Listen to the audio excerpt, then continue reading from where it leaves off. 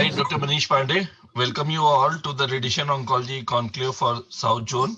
With the help of AstraZeneca, we are organizing meeting on prostate cancer zone-wise in our country. Already we have done meeting of North Zone, and I thank AstraZeneca for this good initiative to bring together radiation oncologists of our country on a single platform for the academic purpose, in which we are dealing with the various aspects of management of prostate cancer. I welcome all our dignitaries, Dr. Ramesh Nimraga, Dr. Vijay Reddy, Dr. Giri, and I welcome all the faculty members along with all delegates who are presenting, who are observing or attending this virtual meeting. Thank you all. With this, I'm going to start meeting and a little bit information regarding this AstraZeneca unique program Pro Action, which is coming very soon. It is a campaign which think beyond pill, where AstraZeneca building content to address prostate cancer patient need during entire prostate cancer journey. It is be it emotional, be it exercise required for pelvic muscles, be it sexual life queries, be it empowerment patient about treatment, be it do or don't do while taking Zoladex, and many more. AstraZeneca team will reach you to all radiation oncologists to share Procon campaign soon. And these are the person who are in charge of this special program. AstraZeneca is going to launch this program with help of all radiation oncologists of our country. I'm thankful to you all, and now hand over to Dr. Anupma to start the scientific session.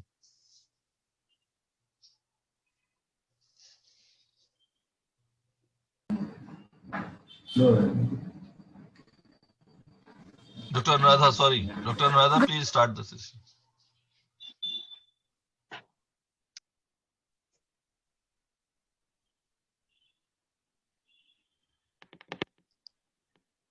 Dr. Anuradha, please take over and start.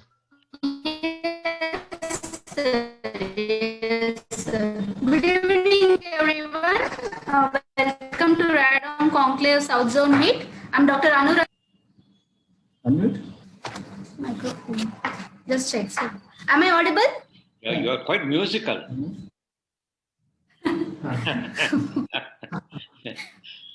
Thank you for that, sir. So, sir, am I audible, sir? No, Yeah, you are. Go ahead. Okay, sir. Extend my warm welcome to all the honorable guests, the faculty, the residents, and of course the entire organizing crew to join us this evening. May I request to give a welcome address? Manish, Manish is very fast in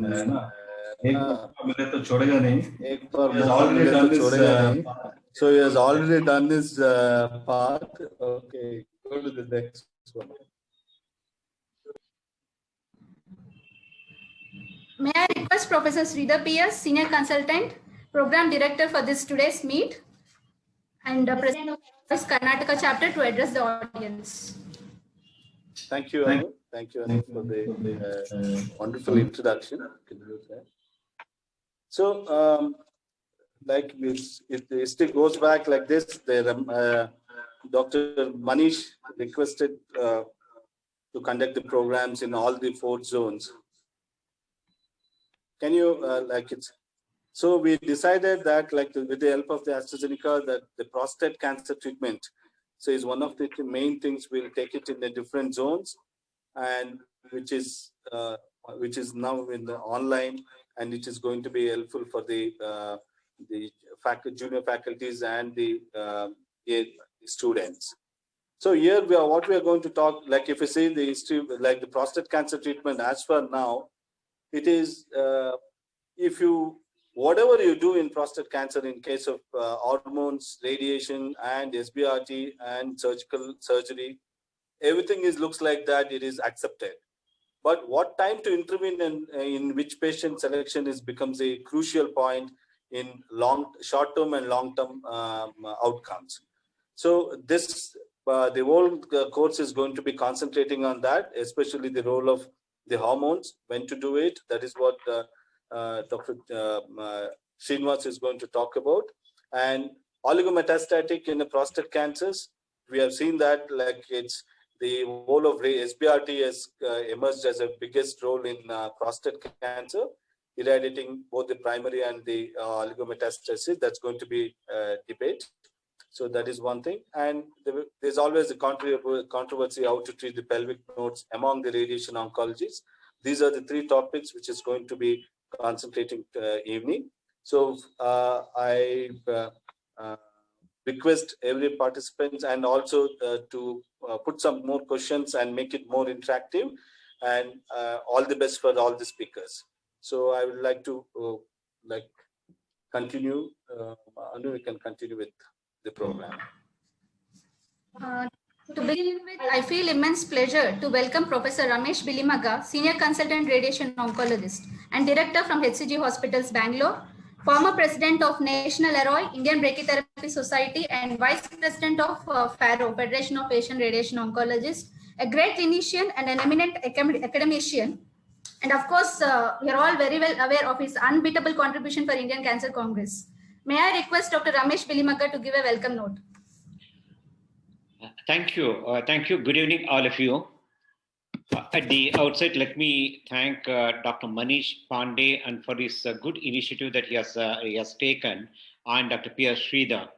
And my the salutation to all our senior faculty, Dr. Vijayanand Reddy, Dr. Giri, and others, and who are here and today and to attend the meeting. I think even C.S. Madhu is also must be there. He's chairing one of the session. This COVID has really brought quite a lot of changes in our educational activities. And so also on these webinars, which were not at all popular at one point of time, it has become order of the day today. Now that we are at the fag end of the COVID pandemic, and hope all of you have already vaccinated, and if not, and I recommend you to go ahead and get vaccinated and have done that. Today, I know the roadshow that Manish has undertaken along with the zonal faculties is a good gesture, because these are the topics which we should dwell over a period of time and every time. In fact, today when I received the first Red Journal, I was just going through the headlines and I saw the one is a consensus atlas nodal volume in prostate cancer. And this just has come out. This is the, in the 1st of January, it is released. In other words, what I want to say is the prostate has become one of the hot topic and everywhere in the world. And so also we got to get updated in our knowledge. And rightly so, because the number of cases in India is also increasing. Almost when we started our practice, it used to be hardly about 1 to 2 the cases per 100,000 population. Today, 9 to 10 per 100,000 population is the incidence that's occurring, and more in Kerala, Karnataka, and in Maharashtra, it's an upward trend, and that is what the ICMR really reports. So taking all these things into consideration, today's topic, the three subtopics that has been chosen is the right one, and I wish all the participants to actively participate and get the benefit out of this. And I wish all success to this webinar. Thank you. Thank you, sir. I feel extremely honored to introduce our next chief guest, Dr. Vijayanand Reddy, Senior Consultant Radiation Oncologist, Director of Apollo Hospitals, Hyderabad, former President of National Arroy, and Global Master in Cancer Care with extensive research and medical sophistication. Of course, one among the greatest pioneers in intraocular radiotherapy. May I request Dr. Vijayanand Reddy to welcome note to the audience. Thank you so much for the kind introduction. It's a pleasure to be part of this program. Thank you, Manish, for inviting me. Yeah, cancer prostate used to be one of the Western diseases, and we hardly had any cases 2 decades back. In last 1.5 decades, I would say there is definitely an increased trend in our country too. And of late, we are seeing several cancer cases of prostate in our day-to-day practice. it is so thoughtful of Dr. Manish and Dr. Sridhar to choose this topic, and I'm sure the audience would get to learn more from today's deliberations. All the very best. Thank you very much, and congratulate Dr. Manish and Dr. Sridhar. Good luck. Thank you, sir. May I take the pride of welcoming our next chief guest, Dr. G.V. Giri, Senior Consultant Radiation Oncologist, Shankara Hospitals, Bangalore, former President of AROI and present Secretary General of AROI, National AROI, a great clinician, an eminent teacher. So please give a bit. Yes. Thank you, Anuradha, for making me the president already. No, first and foremost, it's my pleasure to be a part of this seminar, the webinar. As Dr. Ramesh also pointed out, this has become the order of the day, and has also been pointed out both by Dr. Ramesh and by Dr. Vijayendra Reddy. Prostate cancer is on the increase, probably because of the longevity of most of our patients that we are seeing now. As again, what Sridhar pointed out, and as Dr. Ramesh pointed out, we are seeing a larger number of patients who are with prostate cancer, and the highest being surprisingly in Jaipur, and of course being Delhi, with 50% of patients above the age of 75 presenting with prostate cancers. Now, probably what I would like to say where prostate cancer and why we should understand prostate cancer as radiation oncologists or as a whole is that probably is one of the most abused branches or abused sites where treatment is concerned. Everybody seems to have a say. The surgeons, even if it is Gleason 9, Gleason or high grade, tend to operate. The radiation oncologists have a say. The medical oncologists have a say. So really, in all, there seems to be still a lot of confusion. We have had a lot of proton therapy that has been used in prostate over and over again, and again, which has probably had an impact, not had an impact, and so on and so forth.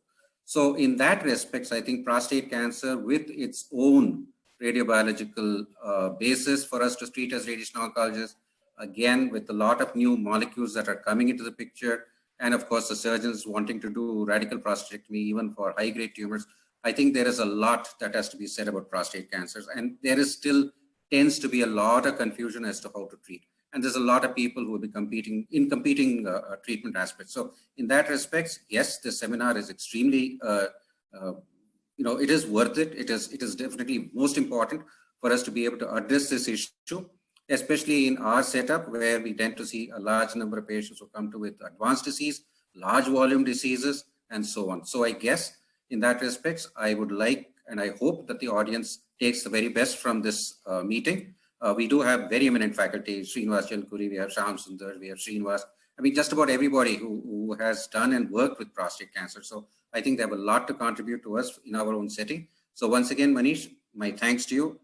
Thank you, Sridhar, for also inviting us. And of course, my thanks to Dr. Ramesh and Dr. Vijayendra Reddy. Thank you. Thank you, sir. It feels extremely gratifying to have all the collected expertise gathered today this evening.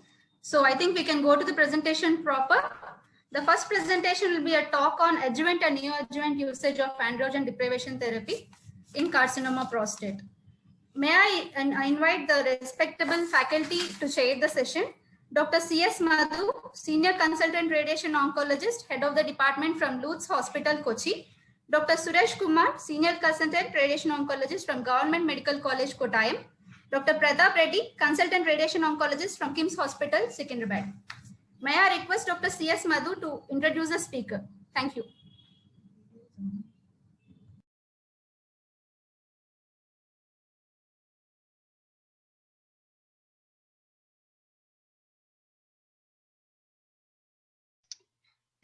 Dr. Madhu, please unmute yourself. Dr. Madhu, please unmute good yourself. Evening, everybody. Yes. Yes, sir. Now, am I audible now? Hello? Yes, sir, you're audible, sir. Please continue. Yes, sir, you are audible. Please continue. Okay, then it's my pleasure to introduce the speaker, who is very well known to all of us, Dr. Srinivas Chalkuri, who is actually working in the Apollo Proton Cancer Center He is one of the young and dynamic radiation oncologists of our country.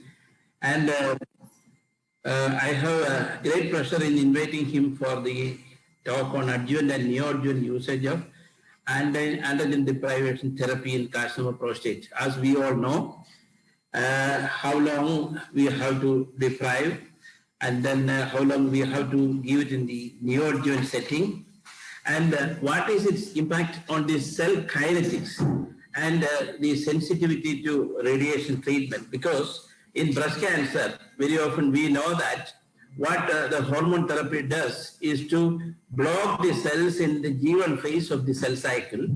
And we all know that G1 phase is relatively refractory to radiation and chemotherapy. But then in prostate cancer, we know that the oleum reduction is achieved by neoadjuvant androgen deprivation therapy. So we all would like to hear from Dr. Srinivas Siliguri regarding these aspects, and I'm sure he will enlighten us on this topic. Welcome, Dr. Srinivas.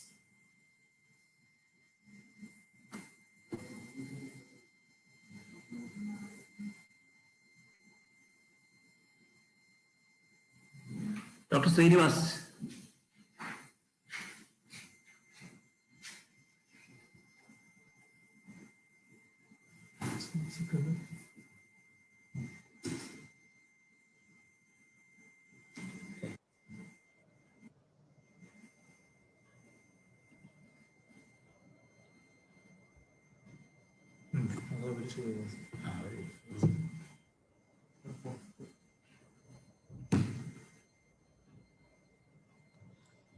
May I start?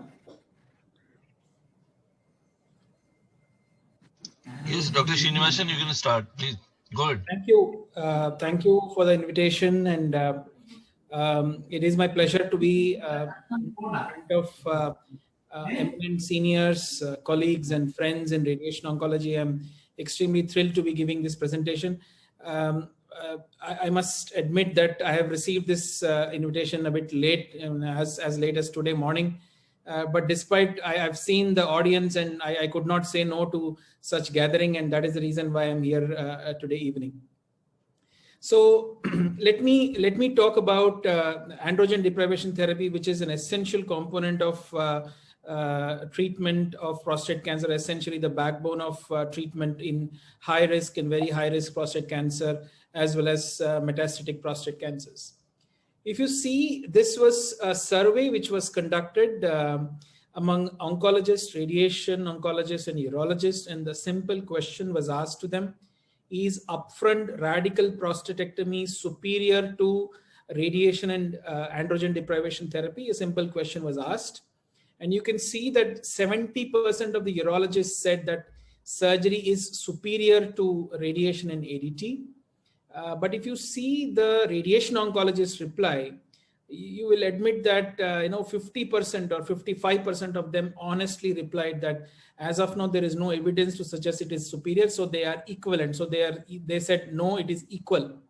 And you see that less than 30% actually said radiation is better. This kind of reflects the fact that as radiation oncologists, we are slightly more honest to our patients more than other faculties, at least as far as prostate cancer is concerned, and we must be aware of all the advances to maintain our important influence on our patients, to make sure that the patients are taking the right decisions. If you see in US data, clearly you see that metastatic prostate cancers are on the rise. Intermediate and high risk are actually on the decline. But I must tell you that if you take up any Indian hospital statistics, the high risk prostate cancer is always on the rise. And we are seeing more and more patients of high risk, much more compared to the West, because of lack of screening. And because high risk prostate cancers are an important part of the clinical practice we see at our centers, we need to know very much about androgen deprivation. We need to be well aware of it, the intricacies of it, the nuances of ADT. So let me have a discussion today on the rationale for combination, evolution, how large trials have evolved, which have evaluated this combination of ADT and radiation. Let me also talk about duration of ADT, because there is a lot of controversy about duration of ADT, sequencing with RT to be given before radiation or after radiation. We would also discuss some amount of toxicities of ADT which need to be kind of considered and well considered by us to make sure that the patients are well aware of it. Small discussion on whether to use agonists or antagonists, and a little bit about newer ADT which are coming up. If you see the timeline of progress in prostate cancers, in 1940s, the first time Charles Huggins demonstrated that there is a relationship between androgens and prostate cancer. He won, of course, a Nobel Prize for this discovery. But it took nearly you see that almost 44 years, almost more than 4 decades, for the first approved drug of a GnRH analog, which was approved in 1985, and then flutamide came in, which is an anti-androgen, in 1989. So it took nearly 4 decades, more than 4 decades, for the first GnRH analog to be approved. And of course, we are seeing a flurry of approvals as far as the oral therapies, as well as androgen deprivation therapy and AR modifying agents are concerned. In the last few years, very extremely rapidly, we are seeing progress in this field. And we all know that the testosterone, which is, although is produced from testes, it is metabolized into dihydrotestosterone, which is the most active and most potent metabolite, which has got a direct action on the androgen receptor and its downstream pathways, based on which there are certain changes which happen as far as metabolism, bone health is concerned, prostate cancer, prostate evolution, prostate tumor degeneration or evolution is concerned. And we have many agents which address either at the level of pituitary or hypothalamic axis, or the periphery. The newer ones, which act on androgen receptor, act more peripherally. The GnRH analogs and LHRH antagonists act more at the level of pituitary hypothalamic axis. So we all know those things, but let us understand as radiation oncologists, what is the role of ADT in prostate cancers? If you look at non-metastatic prostate, I'll focus today only on non-metastatic prostate cancer, and it clearly its role is well defined. It is the role of androgen deprivation therapy is in unfavorable intermediate risk prostate cancer onwards, high and very high risk prostate cancer, and even in post-operative setting in combination with salvage radiation therapy, ADT is prescribed in combination with radiation.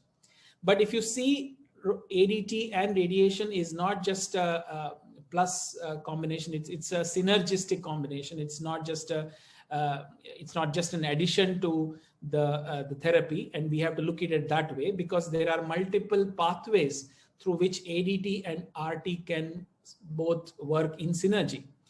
There are a lot of papers on basic sciences where androgen receptor signaling has been shown to regulate DNA repair in prostate cancers.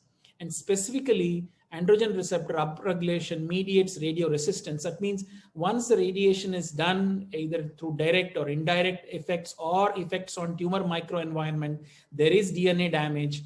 The DNA damage induces a pathway of DNA damage repair through non-homologous end joining repair pathway, which is predominant pathway, which is basically upregulated by the androgen receptor mediated NHEG repair pathway is upregulated, and that is why we see some kind of resistance or a recurrence or a biochemical recurrence after radiation therapy.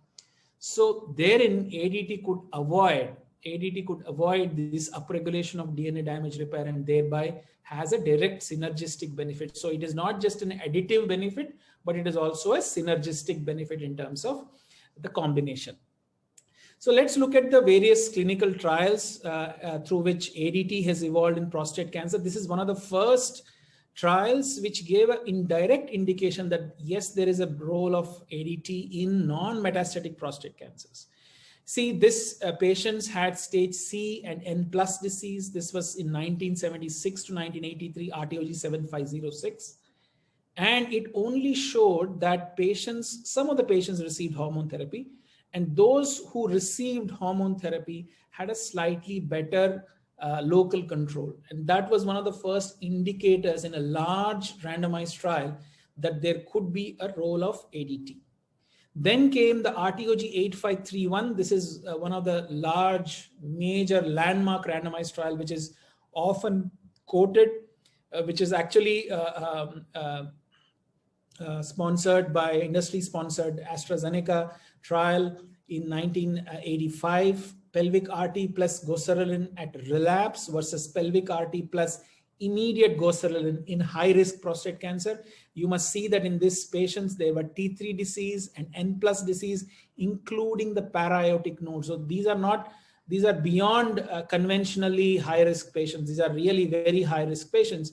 And you see that patients who received immediate hormones had much better biochemical progression-free survival, better prostate cancer-specific survival, and metastasis-free survival. This led to a flurry of studies, which is immediately came RTOG 8610, which is again in 1987.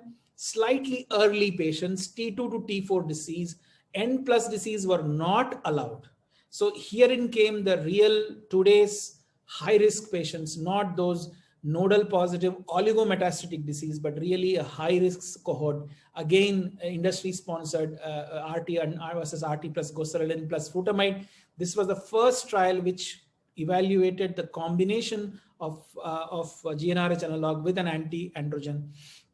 And it clearly showed that this was the Mac Roche's famous trial published in JCO, which made him a big name in prostate cancers. It clearly showed that metastasis-free survival as well as prostate cancer-specific survival was significantly better in patients who received RT plus goserelin plus frutamide. That is a combination ADT plus radiation was superior to radiation alone.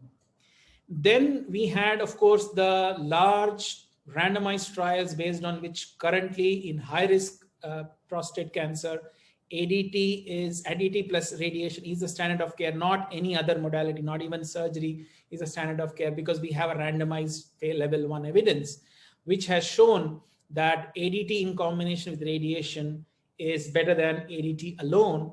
And this is SPCG7 as well as intergroup trial, both clearly showed that there was a massive benefit as far as the prostate cancer survival was concerned, 12% gain at 10 years. The intergroup study showed a large difference. Again, you can see the hazard ratio is 0.46 for disease-specific survival, and numbers needed to treat 9. That means you need to treat 9 patients with RT plus ADT to save 1 life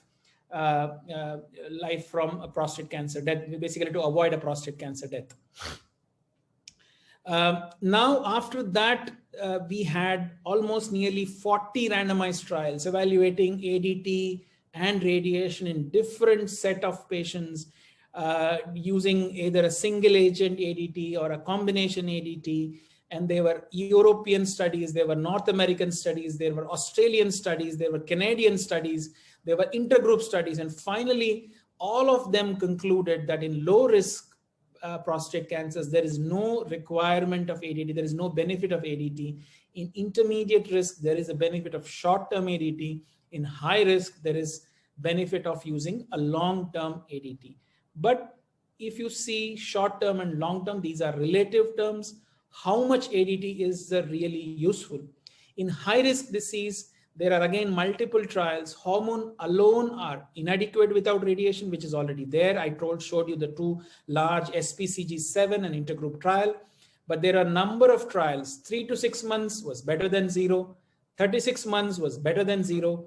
But how much should we give? 6 months or 36 months? Should we give 28 or 36 months? This was still an unanswered question.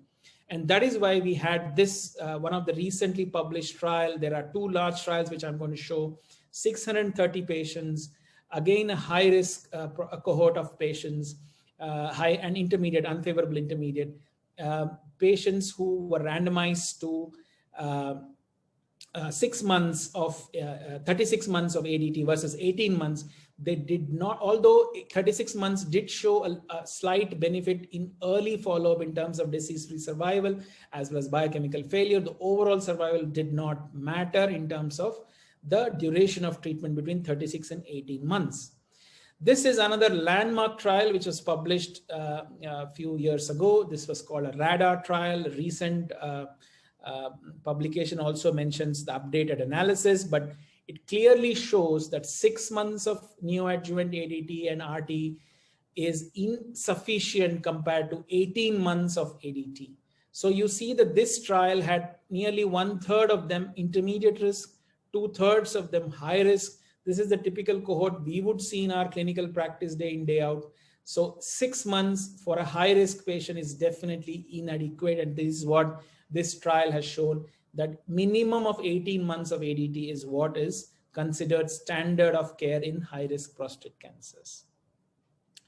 So now RTOG 9413 is extremely important because it also tells us a little bit about timing of ADT. Should we give ADT before radiation? Should we give ADT after radiation? So this is a very confusing trial because there were 4 arms.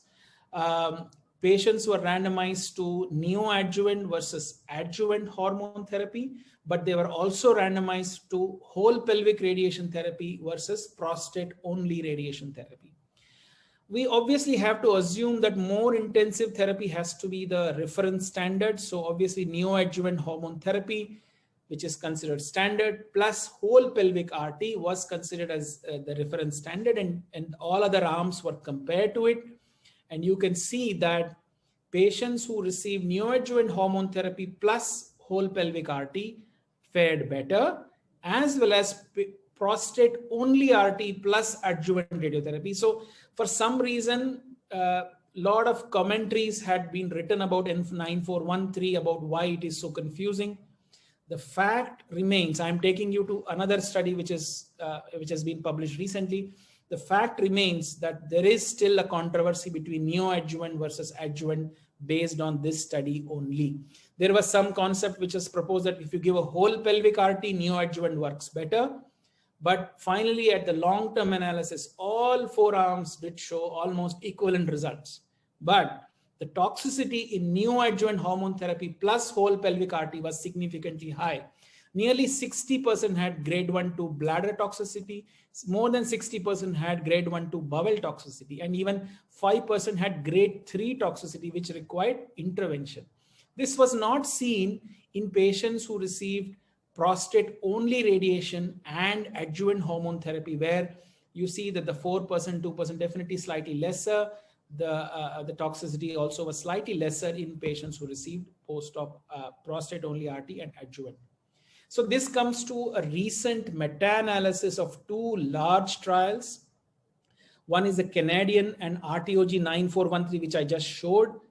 Based on this study, the authors have concluded that patients who receive adjuvant hormone therapy, that is radiation followed by hormone therapy, has a better effect. As I showed previously, radiation causes DNA damage. It upregulates the AR-mediated DNA repair pathways, and therein ADT will inhibit that AR-mediated DNA repair pathways, and it's going to be slightly more effective in adjuvant setting compared to neoadjuvant setting. That was the hypothesis based on which the authors have concluded that all trials which included adjuvant hormone therapy actually showed much larger benefit in terms of metastasis-free survival, prostate cancer-specific mortality, and overall survival. You could see that patients who had adjuvant had a lesser biochemical failure, lesser distant metastasis, and lesser cumulative incidence of prostate cancer-specific mortality. So at least clearly showing that adjuvant was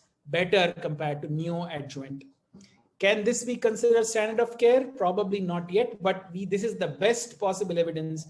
And at least in my practice, I have shifted my practice more towards adjuvant rather than neoadjuvant. So initially, patients were referred by the urologist after 6 months or 12 months after ADT. And I think that we need to convince our urologists that there is a strong evidence that they need to consider radiation upfront rather than a delayed adjuvant ADT. We know there are toxicities with ADT, and patients remain with us for follow-up, and we know that there are some bothersome but important, such as hot flushes, osteoporosis, fatigue, depression, gynecomastia, erectile dysfunction, dementia, but there are some potentially life-threatening as well, and like metabolic syndrome, insulin resistance, thromboembolic, and cardiovascular. So we need to be aware of it. We need to counsel our patients and make sure that they are aware of it. They make necessary lifestyle adjustments, they make necessary medications, necessary surveillance, necessary monitoring, which ensure the impact of ADT, long-term ADT, is minimized. This is just to show you that there has been a large meta-analysis which showed that ADT has been associated with depression. There is almost 41% increased risk of depression, and this needs to be kept in mind when we are routinely advocating ADT. So, so this needs to be told to the families as well. The second question which is asked, we do see a lot of young patients who receive ADT, 6 months, both short-term as well as long-term. RADA trial showed that it typically takes double the amount of time for the testosterone to normalize. That means if the patient has received 6 months of ADT, it takes about 12 months for the testosterone to normalize. If you take 18 months in high risk, it takes about 3 years or 36 months for testosterone to normalize.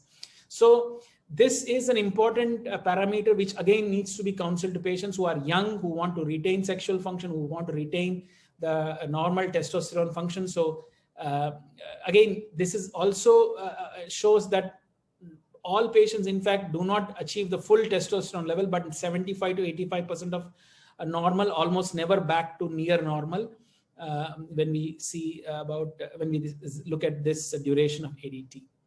Now coming to the age-old question, nowadays we are asked whether, can we give antagonists? Really, should we give antagonists to all patients, or should we continue to give agonists as we have been practicing? There is a large meta-analysis which has compared multiple studies, 2,328 patients, 6 studies. It clearly shows that in patients who do not have a known cardiac history or known cardiac event, there is hardly any difference there is no difference between antagonists and agonists. But those who have pre-existing cardiac, there is some low quality evidence, at least to say today, that antagonists probably could be leading to lesser cardiac events compared to agonists. So if you have a patient who has a known history of myocardial infarction or ischemic heart disease, who's extremely worried about coronary vascular events, this could be considered, antagonists could be considered over and above agonists. There is now a randomized trial between agonists and antagonists. Probably this will answer, but this will take about 5 to 7 years from now for us to answer this question adequately. There is a new trial which is called HERO trial, which was published in NEJM last year. Dr. Sri, please try to sum up. Yes. It showed that the time to testosterone recovery is much quicker, almost within 1 or 1.5 months. The recovery is better. The castrate levels are achieved better with relugolix compared to the GnRH analog. I will skip the part ADT after radical prostatectomy, just to mention that in salvage radiation therapy, we need to give additional androgen deprivation therapy, which is extremely crucial now. This is based on the SPORT randomized trial, which is not yet published, which clearly shows that patients who receive short-term, at least short-term androgen deprivation, do better than patients who do not receive hormone therapy. So to conclude, the role of combination in localized and locally advanced cancers with radiation, we know its role in post-operative setting in combination with salvage radiation with or without pelvic radiotherapy. We have already discussed the evolution of the large trials which have led us to the current standard. Duration of ADT is at least 6 months for intermediate, 18 months for high risk, 6 months at least with salvage radiation therapy in the post-operative setting. Sequencing with RT is crucial. It's still controversial, but adjuvant seems to be better, but we need little more clarity on that, but adjuvant definitely seems to be better. Toxicities of ADT are substantial. We need to focus on them. We need to address them. Agonists versus antagonists will remain controversial. There is hardly any benefit, but in patients who have known cardiac history, antagonists could be a factor which we can consider. Newer ADT appear promising. Recently, the drug was FDA approved, but we will soon have that in India, hopefully, and then we can have another option for our patients. Thank you.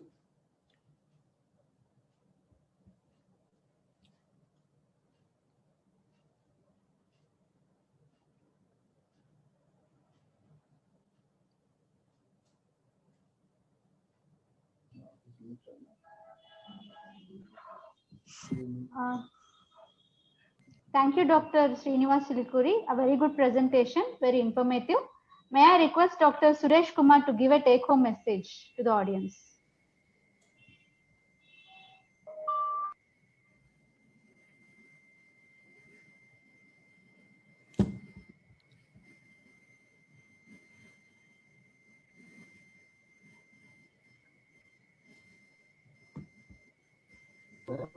Dr. Suresh Kumar?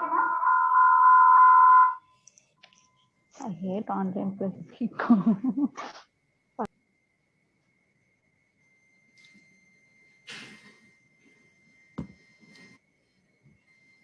Thank you, Srinivas, for the very good presentation. As you have expressed, definitely the combination of radiation and antigen deprivation therapy has produced better results when compared to either of these. But maybe if we take into consideration the effect of hormone therapy, what it does at the cellular level, at the with regard to the radiobiology of CA prostate, what does it do at the cell cycle level, whether it is producing any sort of synergism with regard to with radiation. So what exactly is the synergistic effect? In the context of adjuvant versus neoadjuvant, when we give hormones, there is obviously some cell kill, the prostate cancer cell kill, which will ensure that the prostate size will come down, but it will also make sure that the cell is entering a low proliferative phase, wherein the chance of radiation to be most effective, which is in the maximum proliferative phase, comes down. So the cell is in the G0 phase when after the course of ADT. So that is why the authors of the previous meta-analysis which I showed propose that radiobiologically speaking, ADT is better to be given after radiation. When the synergism happens maximum, that is, one is that the radiation will induce some amount of DNA damage, DNA repair pathways are stimulated, that are suppressed by the ADT, and that is where we see the benefit. Simply additive benefit, for example, radiation works locally, ADT works systemically, that is a simple additive benefit. But synergistic benefit, as you rightly pointed out, the radiobiological effect, that is through androgen receptors, happens in the adjuvant setting when we give ADT after radiation therapy. Thank you for that comment. Thank you, sir. Thank you, sir. May I request Dr. Pratap Reddy to give a take-home message for this presentation to the audience?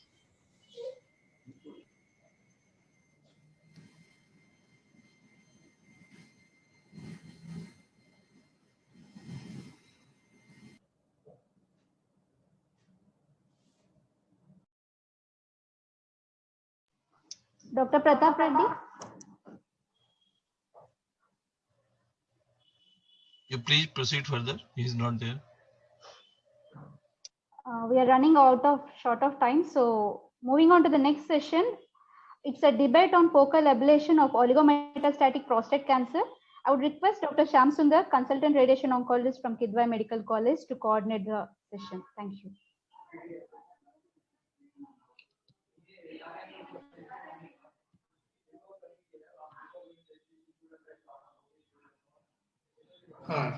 Good evening, everyone. Yeah, Dr. Shyam, over to you. Unmute. Thank you, sir. Good evening, everyone. Welcome to the debate on the topic being focal ablation of oligometastatic prostate cancer. I'll just share the screen. 1 second.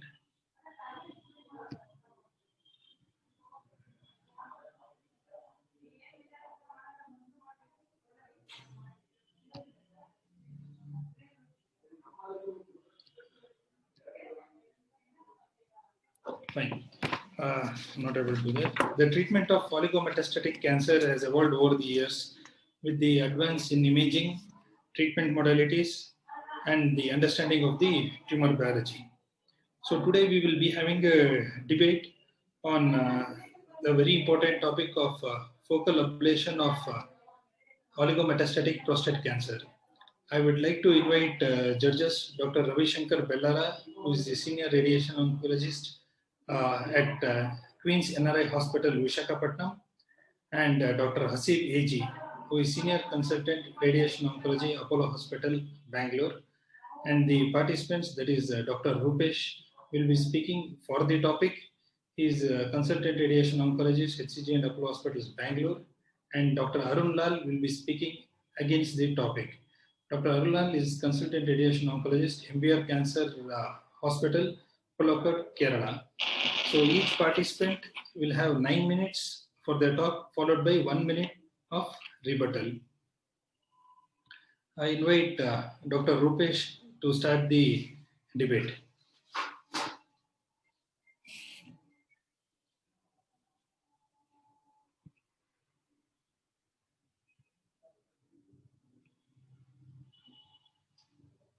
Dr. Rupesh, I think you'll have to unmute.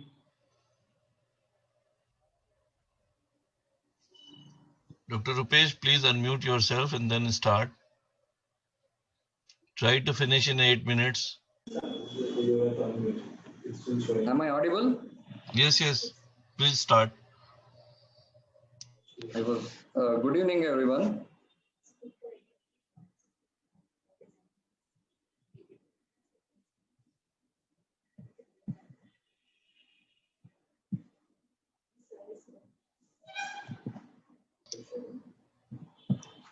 Dr. Rupesh, please go ahead. My slides visible. So should I share from here? Dr. Rupesh, Ravinder is sharing your slides. Ravinder, you can do it. So I have shared your slides. You just give me instruction for next slide. Good evening, everyone. I hope I am audible to everyone. Today's debate is on focal ablation of oligometastatic prostate cancer. I will be speaking on behalf of focal ablation.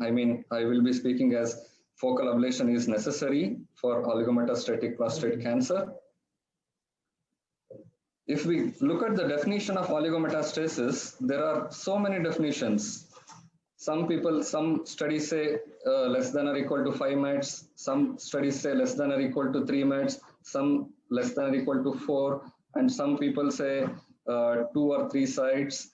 But uniformly speaking, the oligometastatic patient is like an individual in which all the tumor locations are amenable to MDT, metastasis directed therapy with radical intent. That was uniform in most of the studies. Even though the number of mets and number of sites was differing in all studies, this definition was uniform. If we look at the natural history of oligometastatic prostate cancer, the oligometastatic disease is like an intermediate state, in which state it will stay in a low tumor volume for some time. And we think that we have to use this window of opportunity to avoid this oligometastatic disease progressing to polymetastatic disease. There can be 3 scenarios of oligometastatic prostate cancers. One, the de novo or synchronous metastasis, where a patient is diagnosed with oligometastatic disease. Second scenario is patient is cured of the primary but recurred in other sites in smaller number of lesions. Third scenario is prostate is controlled and some of the lesions are controlled, but some of the lesions are progressing. That is oligoprogressive disease. Whatever may be the scenario, what we hypothesize is if we are able to treat this oligometastatic sites along with the primary with radiation, we should be able to prevent the patient progressing to widely metastatic disease, like in the first half of the screen. If we are able to treat the oligometastatic sites as well as the prostate site, we should be able to prevent the progression of the disease to polymetastasis, or at least able to postpone the widely metastatic disease. So in this background, I will be discussing the role of SABR in the treatment of primary prostate and in the treatment of metastatic sites and in oligoprogressive sites. If we think of treating the primary prostate in oligometastatic prostate cancer, the first study which comes to our mind is STAMPEDE trial. There is a theory behind the concept of radiating primary in metastatic disease.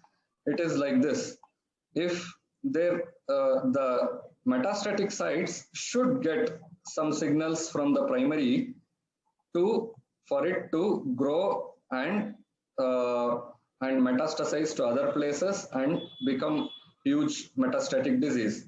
So metastatic site should get signals from the primary tumor, except in few locations where it will not. So if we are able to treat the primary, there will be no signals to be given to the metastatic sites, and hence the metastatic sites also should disappear. That is what is studied in STAMPEDE trial, where 2061 patients were randomized to the standard of care versus standard of care plus addition of prostate RT. And they pre-specified the high volume and low volume disease by definitions. If we look at the baseline characteristics of both arms, the control and radiotherapy arm, both were well balanced. When we analyze the result, it looks like there is no overall survival improvement if we take unspecified population as a whole, but there was a definite failure-free survival improvement. But when a pre-specified subgroup analysis was done, we can make out that both overall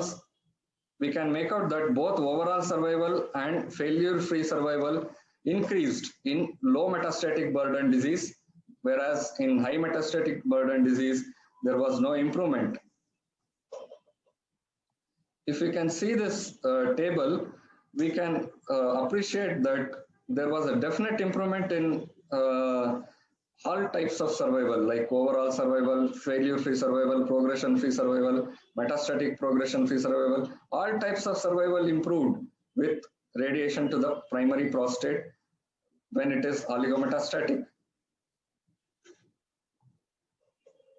But there was no improvement in unspecified population.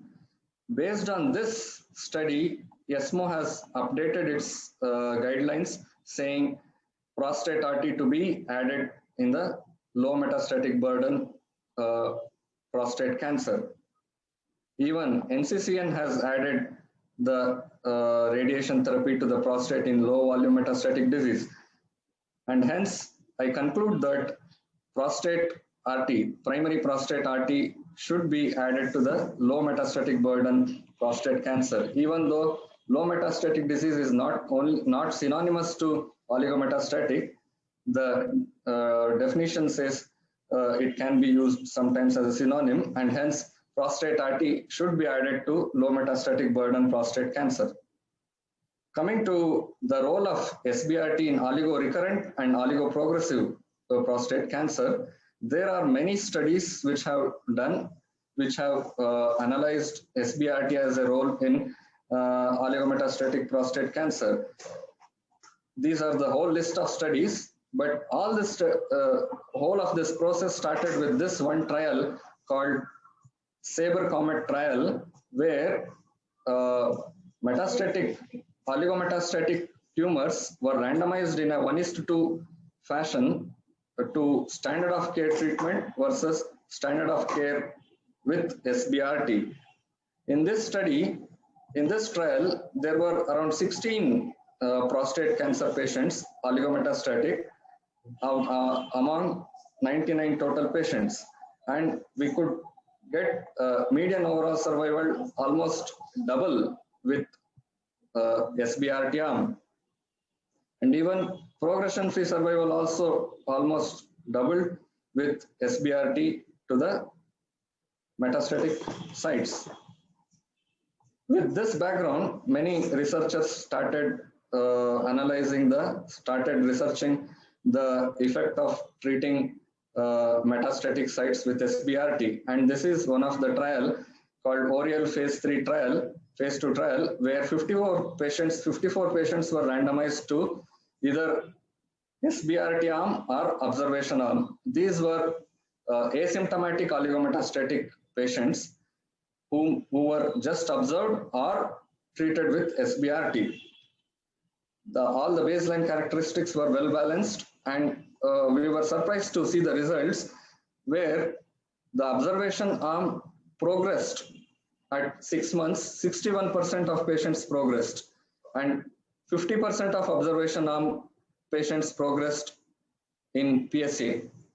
Median progression-free survival and biochemical progression-free survival was not yet reached in SBRT arm, but it was just 5.8 and 6.1 month in observation arm. So this means that SBRT works in oligometastatic prostate cancer. These are the survival curves where it is clearly shown that SBRT improves the progression-free survival and biochemical progression-free survival and all types of survival when compared to observation only in asymptomatic oligometastatic prostate cancers.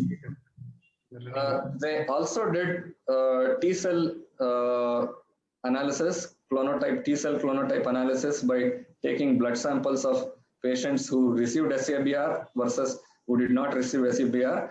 This figure clearly shows that there was a good T-cell clonal expansion in SBRT arm, and hence it gives us some hint that there is some immunological effect going on after SBRT. And this figure shows high-risk mutation patients doesn't respond well much to SBRT. With this, one more trial started called STORM trial, where oligo-recurrent prostate cancers were treated with SBRT, and they could get 34% of patients remained ADT-free at 5 years. Dr. Rupesh, 34% of patients did not take ADT till 5 years. They just maintained the patients with SBRT and did not give ADT. And hence, 34% of patients were free of ADT-related toxicities, which is good. Dr. Rupesh, Resistant prostate cancer-free survival was also high in metastasis-directed therapy arm. Dr. Rupesh, you have to conclude fast. There was one more study. These two studies were SBRT versus observation only. But there is one more study where SBRT or metastasis-directed therapy was compared to standard of care. Even in this, Dr. Rupesh, please wind up. SBRT arm fared better. There is a recent publication done in January 2021 by UK, where prospective registry-based single-arm observational study was done, where they also appreciated that oligometastatic cancer will have high overall survival and low toxicity when we use SBRT as one of the treatment modality. And even there is a systematic review also done on this role of SBRT in oligometastatic prostate cancer. And even this article says definitely there is a good local control and progression-free survival with SBRT. And even our own abstract published in Red Journal supplement, we found that there is good overall survival and 5-year survival rate with addition of SBRT. I think Dr. Rupesh, So to summarize, there are so many benefits of.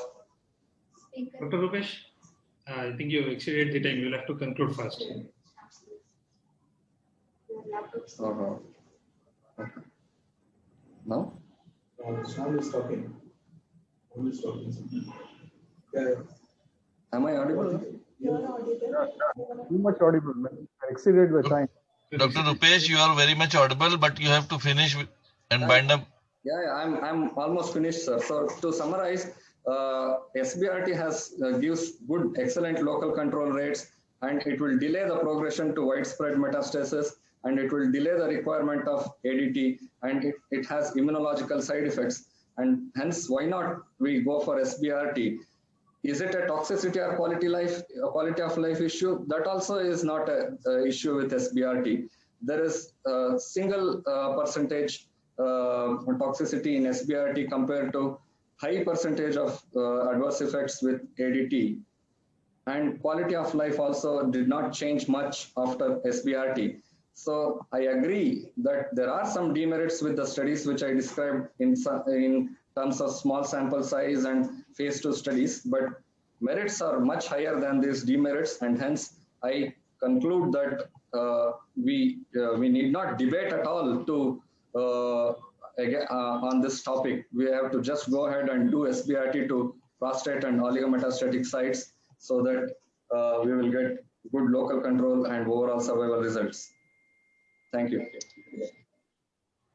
Thank you, Dr. Rupesh. I think you have exceeded time a little. Now I invite Dr. Arun Lal to speak against the topic. Dr. Arun Lal? Yeah, am I audible? Yes, Arun. Yeah, your presentation is also visible. You can go ahead. Just give me.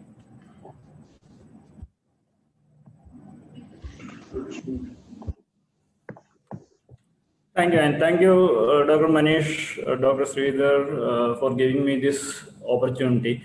And I'm very happy to be in front of all my teachers here. It's a difficult choice to be here. I'm pretty sure that you're all very much convinced regarding the merits of SBRT in prostate cancer. And if any one of you are not convinced, I'm sure Rupesh has convinced you even more. But what I will try to do is to ask certain doubts here, so that by the end of it, I'm pretty sure when you will offer SBRT to your next patient, you will be thinking twice. So basically my counter arguments as to what Dr. Rupesh has asked. The first question is, does oligometastasis really exist, or is it a figment of our imagination? We really like to believe there is a status called oligometastasis, but is it really there? Then, is it simply a function of imaging? Just because you have much better imaging, you are picking up mets at a certain snapshot of time. So is there any biology behind what you are calling as oligometastasis? And the third argument will be the data that Dr. Rupesh has shown. We will be asking whether how good that data actually is before changing your routine practice. Now, when you come to oligometastasis, as we all know, this was proposed in 1995 based on the survival of colorectal liver mets. Now, in the last 25 years, we have never proved that such a state actually exists. Now, the initial proposal was that this is an intermediate stage between a localized disease and a frankly metastatic disease. And as Rupesh rightly mentioned, it will help us to control the disease by local treatment. Now, the issue with this definition is that there is no definite biomarkers. If you have one set of imaging, something will look like a oligomets. If you have another set of imaging, the same patient will look like a polymetastatic disease. So you don't have any definite biomarkers to define what is an oligometastasis. There have been various attempts by looking at the microRNA profiling of EMD, the epithelial mesenchymal transformation, to see whether you can say, okay, some patients are actually oligometastatic and not going for a frankly metastatic disease, but this has never been validated. Now, as again, Rupesh showed, what is oligometastasis? Some people will say it is 3 mets, some people will say it is 4, some people will say it is 5. It simply depends upon how many fingers are there in your arm. So just like that, people will be counting. And among all this confusion, because nobody knew what oligomets was, ESTRO and EORCTC came up with a consensus recommendation with all the new definition. Now it is not oligometastasis. There are 9 different categories of oligometastasis, just adding to more and more confusion into what we already don't know. Now, again, if you look through the literature, there are other problems. And when a literature review of oligometastatic lung cancer was conducted, across studies, the 5-year survival ranged from 8% to 86%. Now, this is what I am telling about definition. There is no way that you can tell that an oligometastatic NSCLC has got a 8% survival, and then in another study, it can have an 86% survival. So this is one concern regarding this definition. And most of the time, oligomets came from the studies regarding colorectal malignancy. But then if you look back into the PULMIC trial, which was published last year, metastatectomy did not add to survival in colorectal cancer lung mets. So the survival advantage is limited to the liver mets of colorectal cancer. Now, I think this is a slide we all know. To a man with a hammer, everything will look like a nail. And if you are a radiation oncologist with access to SBRT, every single patient that you see will look like it is an oligometastatic patient. Now, coming specifically to the prostate part of it, if you are in the 90s, you used to do a skeletal survey. In 2000, you probably did a burn scan with a report of telling it is 4 mets. Right now, I have got a PSMA PET CT and I am seeing 3 mets. Now, 5 years from now, I am sure the same patient will get another new type of scan. And if I am imaging that patient, this patient will have 10 mets. So the same argument. So an oligometastatic state might become a polymetastatic with a more sensitive imaging. And if you are bravely driving towards it, thinking that it is oligomets, you are sure to sink like a Titanic. So be very aware of this. Now, if you are reading, if you are doing uro-oncology, you know that prostate is a different malignancy. It has got a long natural history. It just got patients who are slightly older age. And then we have got availability of comparatively less toxic systemic treatment. I heard all the arguments against hormonal treatment, and they are really true. Having said that, they are much less toxic than any other systemic treatment that we routinely use in our general practice. So I think we all agree regarding that part of it. And then don't throw every technology that we have on these patients just based on some trials that Ruvesh has already shown. So these are the 3 trials that has been making noise over the last 2 years. First was the Stampede, which is a brilliant trial. Then the Storm, which was a phase 2 trial, and then the Oriole trial. All has been shown. The Stampede trial, I am not adding to what Dr. Ruvesh has already said. Stampede is not an SBRT trial. So it has got absolutely no relevance to this debate because Stampede's dose was 55 gray in 20 fractions. This is our usual conventional hyperfractionation dose.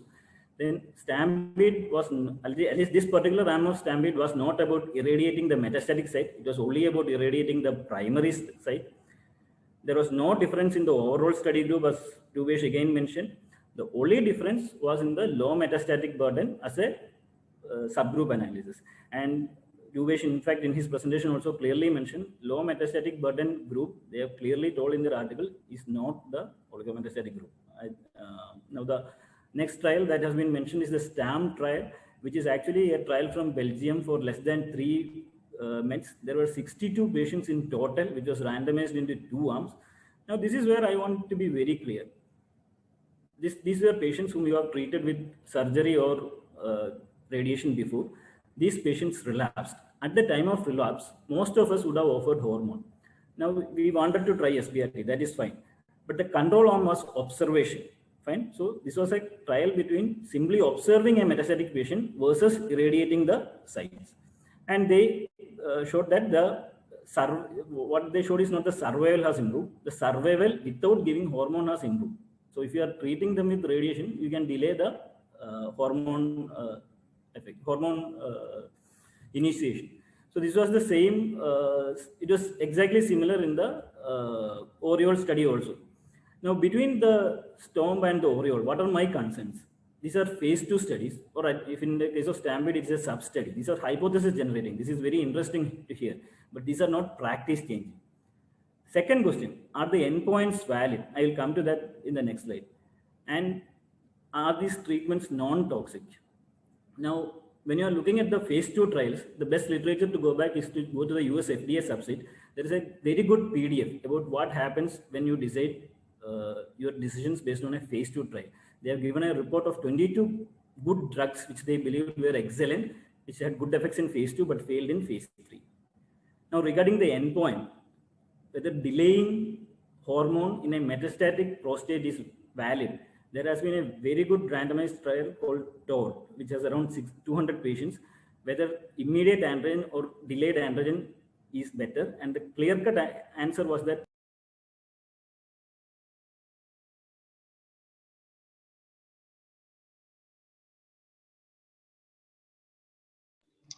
Dr. Arun. Unmute yourself. Oh, okay. Good. Sorry. So I hope I am audible. Yeah. Yeah, go ahead. We can hear you.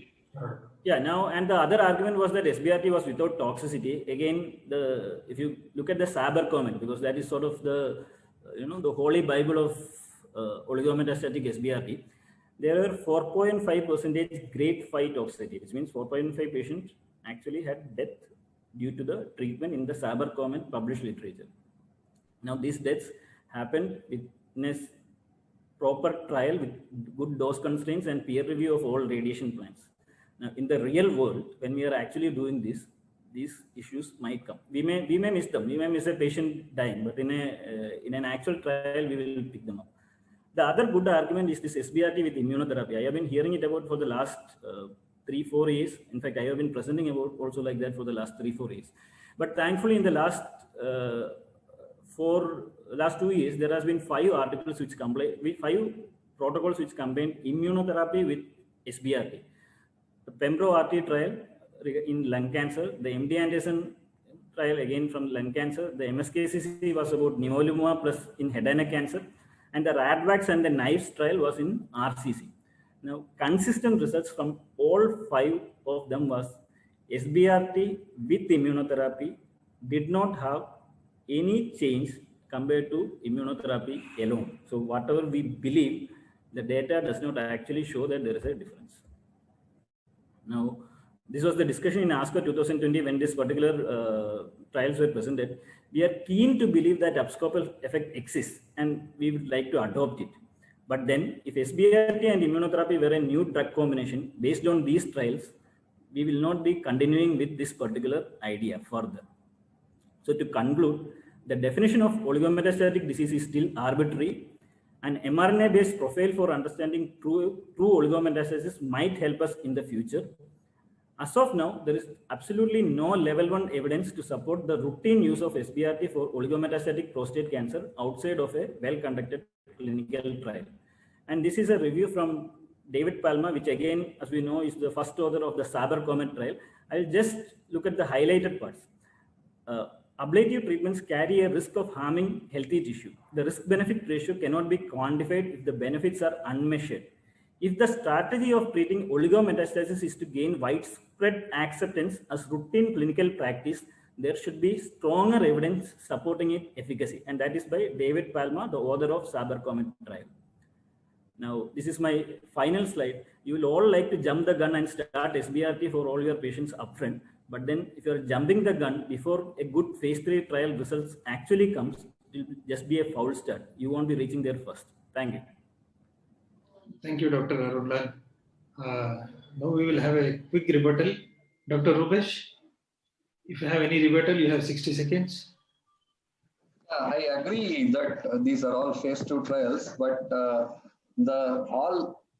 all big inventions start with phase 2 trial.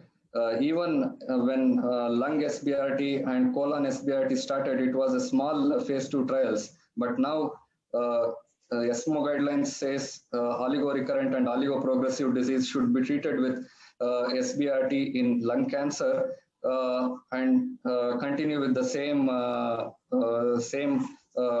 chemotherapy or same targeted therapy if it is oligometastatic. So I think that I agree that this is initial phase, but I think future will change and SBRT will become standard in few months.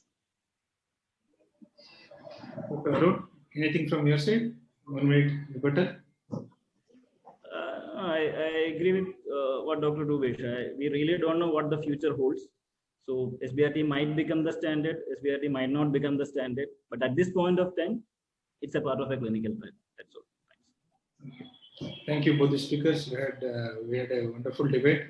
Now I invite Dr. Hasib and Dr. Ravi Shankar for their comments on the debate. Hasib sir.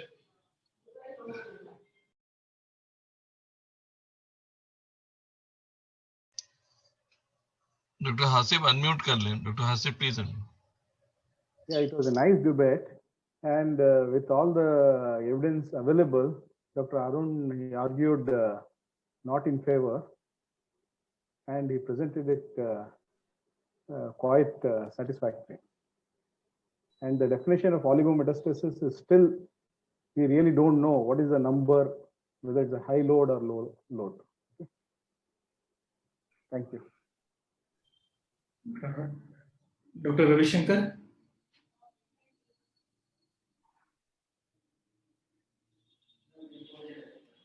Dr. Ravi Shankar Bilala. I think he's not. I think with this comments from Dr. Hasib, I think we will end this debate here. Thank you to Dr. Hasib and Dr. Arun Lal and Dr. Rupesh for this wonderful debate. Thank you all. Back to Dr. Arun Radha to continue the program. Thank you all. Thank you, Dr. Shamsundar, and thank you for the presentation. Both the presentations went very nice, interesting, and good debate actually. Moving on to the next session, it's the panel discussion about when and how to treat the pelvic lymph nodes in carcinoma prostate. I request Dr. Monica Malik, consultant radiation oncologist from NIMS Institute, Hyderabad, to moderate this session. Dr. Monica, the floor is yours.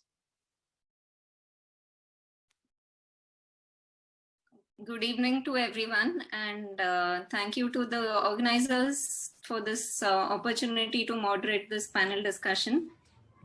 I welcome the panelists for today. Dr. Sayan Paul, Dr. Vijay Karan Reddy, Dr. Madhu Sairam, Dr. Srinivasan, and Dr. Kanu Patru. I hope everyone is on board. So the question that we've been tasked to discuss is when and how to treat pelvic nodes in prostate cancer. So this is quite a contentious issue, and there have been multiple studies and trials over the last few decades which have tried to address whether treating pelvic nodes really helps in prostate cancer. The biggest trials which have been published are the RTOG 9413 and the GETUG-01. And both these were essentially negative trials with some indications in subgroup analysis or post-op analysis of benefit in certain high-risk subgroups.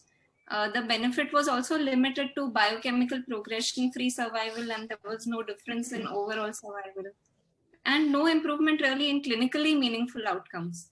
And we recently had the publication of the TMH study, which also showed improved biochemical controls and disease-free survival, but no overall survival benefit. So the question is whether to treat or not to treat.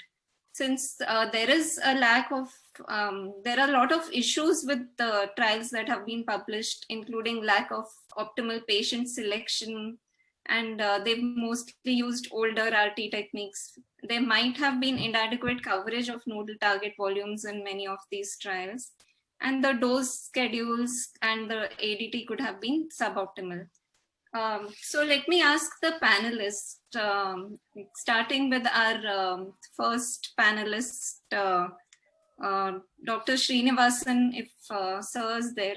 So which patients will you consider for pelvic nodal RT in addition to prostate and seminal vesicles?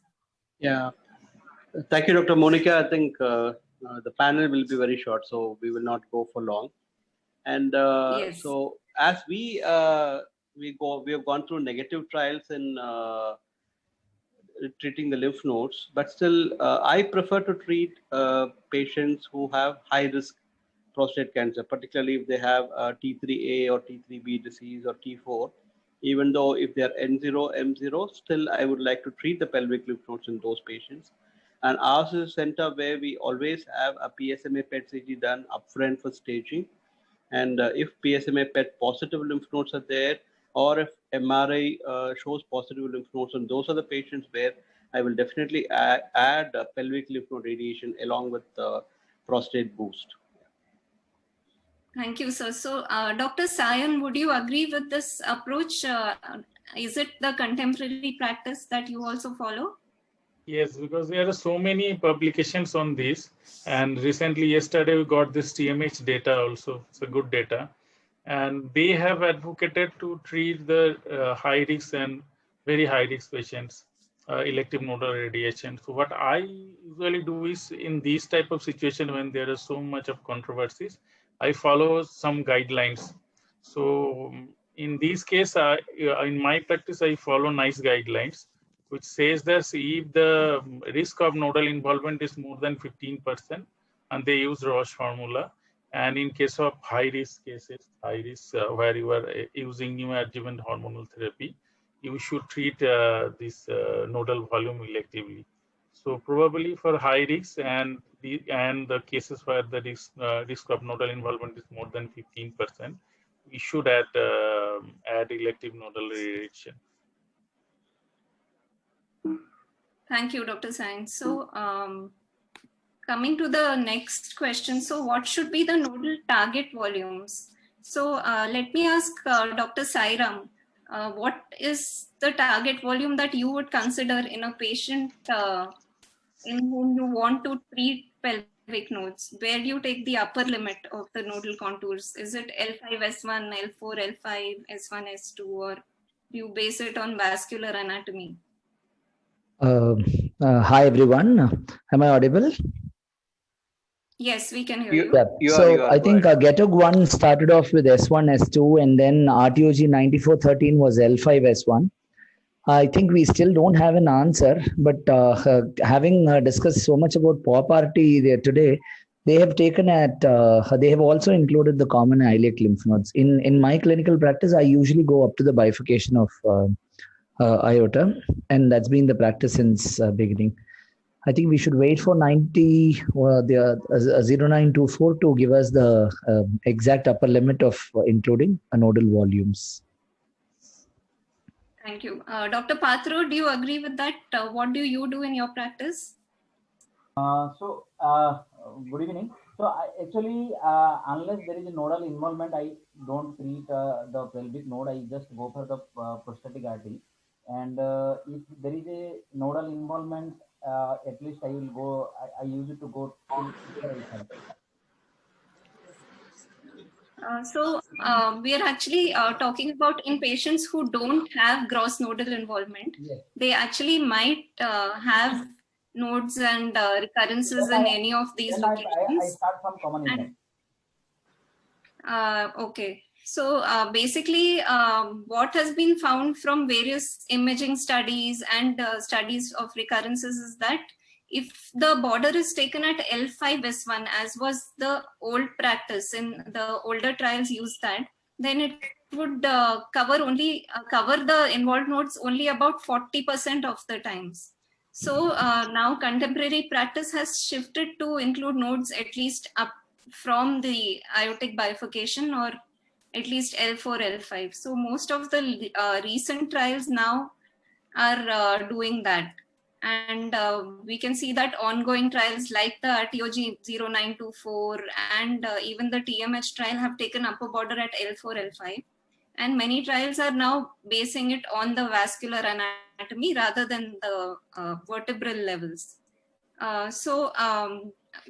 Coming back to Dr. Srinivasan, so what techniques and dose schedule would you use when you want to treat the pelvic nodes? Say, as of now, like if the nodes are negative, N0 nodes, I go up to 50 gray. And the technique that we use for most of our patients is IMRT, and most of our international patients, because we have a lot of international patients coming in, and they all, we try to treat them with BMAT or Rapidart. So if the nodes are negative, PET-wise and MRI-wise, we go up to 50 gray. And if the nodes are positive, you go up to 55 gray to the nodal region. And do you employ an SIB technique or a sequential technique in case you want to treat? I haven't tried SIB, but I do only sequential technique. Okay, Dr. Sayan, what about your center? How do you treat? We do the SIB mostly SIB, because all the prostate cases are treated by IGRT technique, either in tomotherapy or with Rapido, mostly. So we do SIB technique. So if we are hyperfractionating, like using the CHIP protocol in 20 fractions, so 60-20 and 44-20 or No, she said my name. And if we are using like 25 fractions, then around 67.5 or 68 Gray in 25, and here it is 50 Gray in 25 fractions, 2 Gray per fraction and 2.5 or 2.7 Gray per fraction. So mostly we do SIB in prostate, and rarely we do sequential.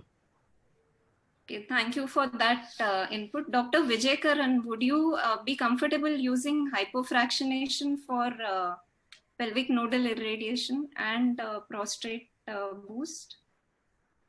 For pelvic nodal radiation, we don't usually use hypofractionation because toxicity is definitely an issue, even if you're using IGRT or tomotherapy. So I don't usually follow that. But for prostate, yeah, definitely, like Dr. Sayan sir has said, that we usually use up to 270. In very few cases where we are not treating pelvic nodal artery, then we use the CHIP trial also for a prostate. But when you talk in terms of prostate boost, yes, again, hypofractionation we usually do use. Okay, thank you.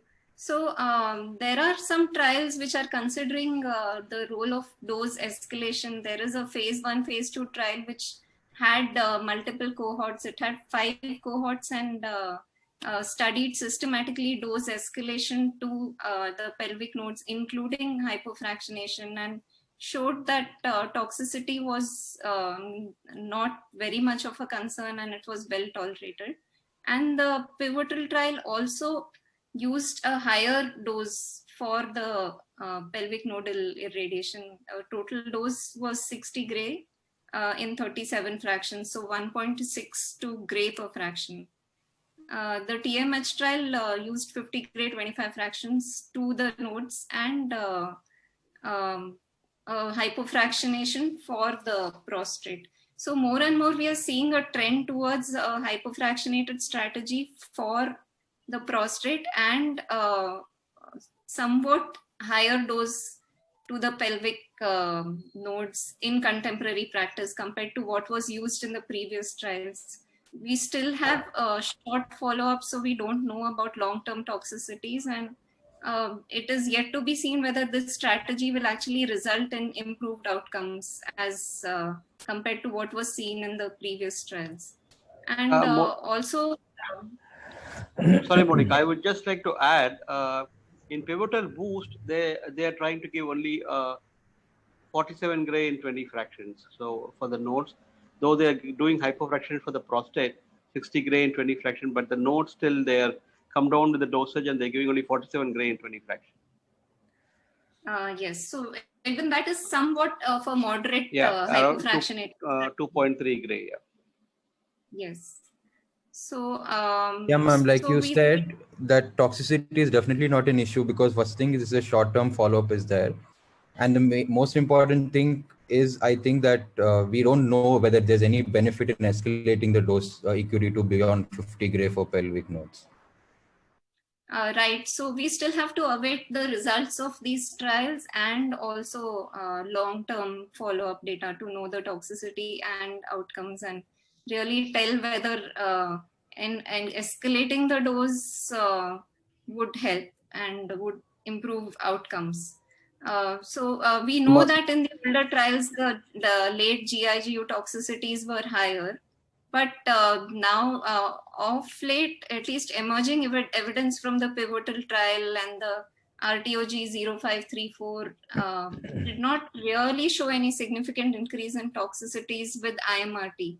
And from what I understand from the panelists, IMRT is now the standard of care for both prostate and the pelvic nodal irradiation. So is anyone using older techniques, 3D CRT still for the pelvic nodal irradiation in contemporary practice?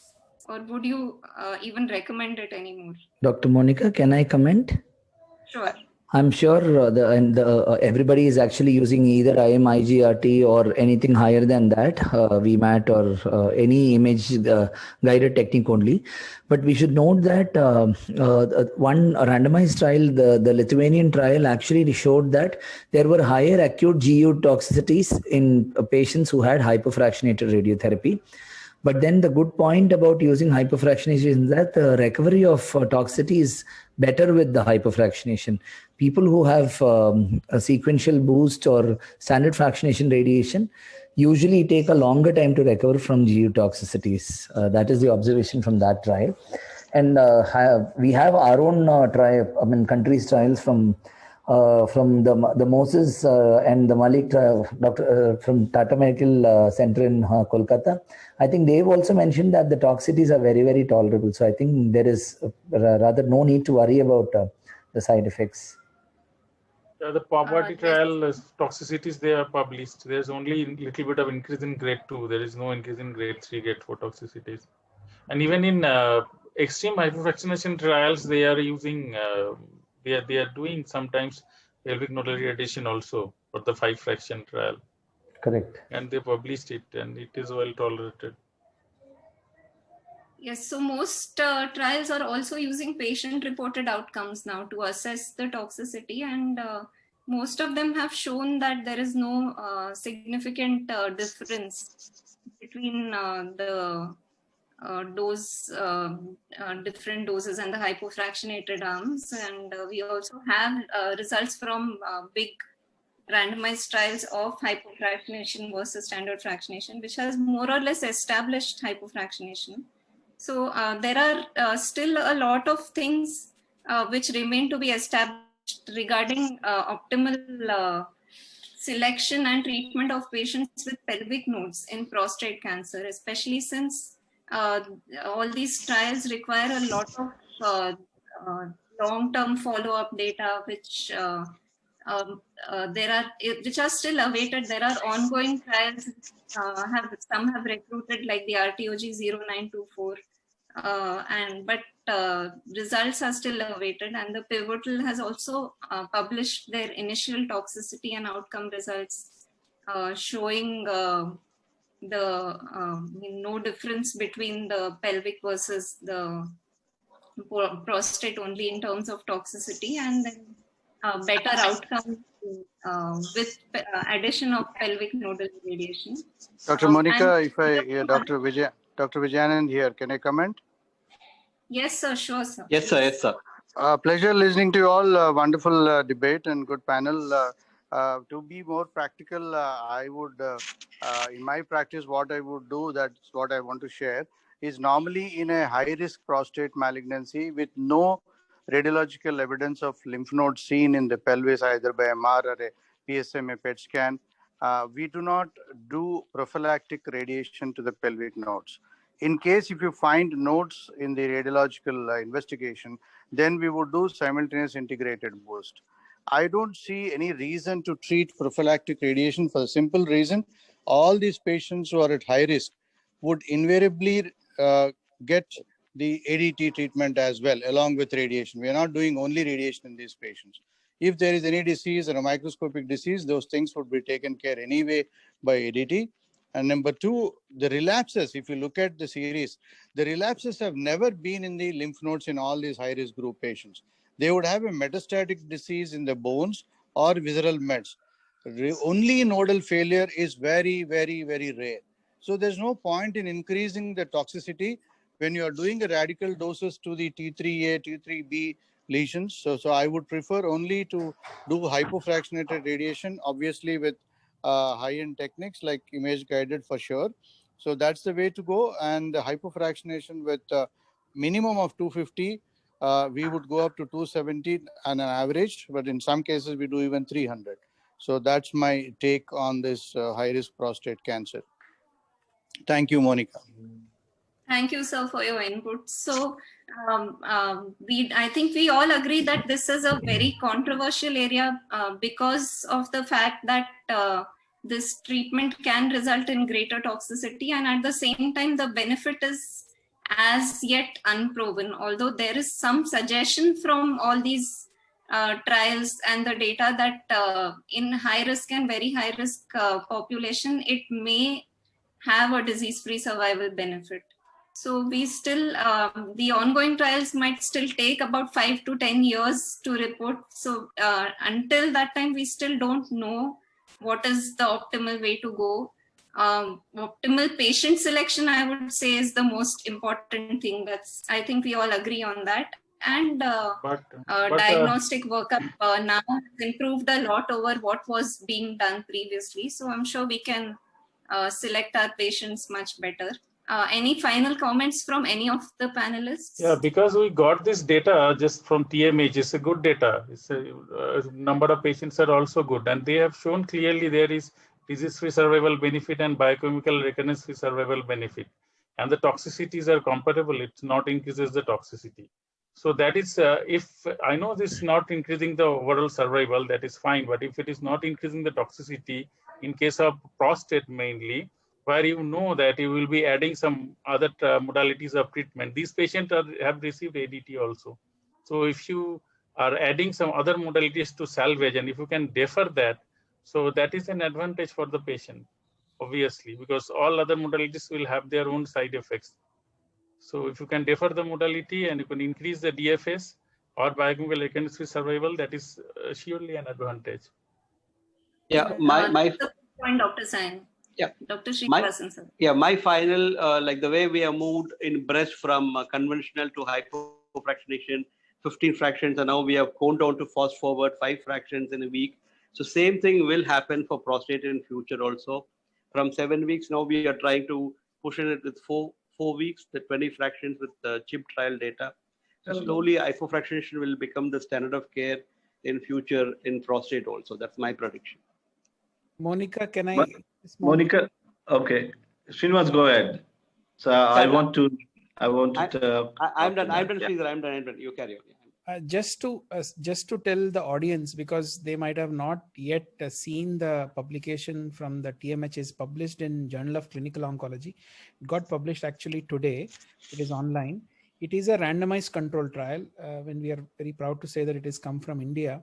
And it's a randomized control trial exactly addressing this precisely the same question which Dr. Monica already mentioned, that in elective nodal setting where the cutoff they have used is 20%, instead of 15%, which some people use 15 and 25. They have used 20% as per Roche's formula, and they clearly found that there is 5 times. Chances of biochemical relapses in patients who did not have pelvic nodal irradiation compared to those who had pelvic irradiation. So approximately 5% had of patients who had elective pelvic nodal irradiation had biochemical recurrence. 25%, nearly 1/4 of patients had a biochemical recurrence in patients who were not treated elective nodal irradiation. So just to summarize, 5 versus 25, it's a large difference in biochemical progression-free survival. There is a significant difference in disease-free survival as well. Overall survival has not been reported because it's too early to report. So that is why there is no difference. Please, let's not say that there is no difference in overall survival. It is too early to report overall survival. I'm sure with 5 to 25, a large difference in biochemical progression, there could be a difference in overall survival as well. Just to summarize, because it has been published today, just to apprise the audience. Thank you. Thank you, Dr. Srinivas. I completely agree. At least today, the take-home message should not be that there is no evidence or there is so much of controversy, so we don't know what to do. We have a very good data in our hand, and that is from India, a very well-coordinated randomized control trial.